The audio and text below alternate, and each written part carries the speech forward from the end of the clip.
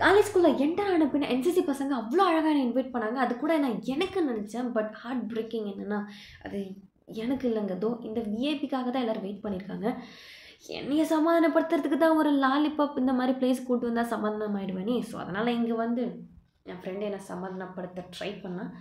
அதுக்கப்புறம் என்ன சமாதானம் ஆனதுக்கப்புறம் ஹோல் காலேஜ் ரூமிங் தாங்க. அதுலயும் ஒரு பையன் வேற லெவல்ல வில்லிங் பண்ணி ப்பா! வேற லெவலுங்க செம்ம மூமெண்ட். அதுக்கப்புறம் கிளாஸ் அட்டெண்ட் பண்ணலான்னு வந்தோம். அங்க பார்த்தா கிளாஸ் நடக்கல, ப்ரோகிராம் நடந்துச்சு.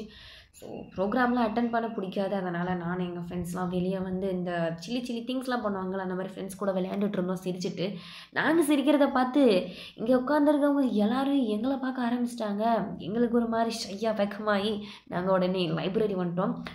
இங்க வந்தோனே படிக்க வந்தேன்னு நெனைக்காதீங்க. அதான் இல்ல டைம் பாஸ் பண்ண வந்தேன். அப்ப கூட ஒரு மாரி பசிக்க ஆரம்பிச்சோனே கேன்டீன் உடனே வந்துட்டு, ஸோ சாப்பிட்டு முடிச்சதுக்கப்புறம் வீட்டுக்கு போறதுக்கு நாங்க எல்லாரும் ரெடி ஆயிட்டோம். சரி ஓகே. நான் உங்கள நெக்ஸ்ட் வீடியோல பார்க்குறேன். பாய்.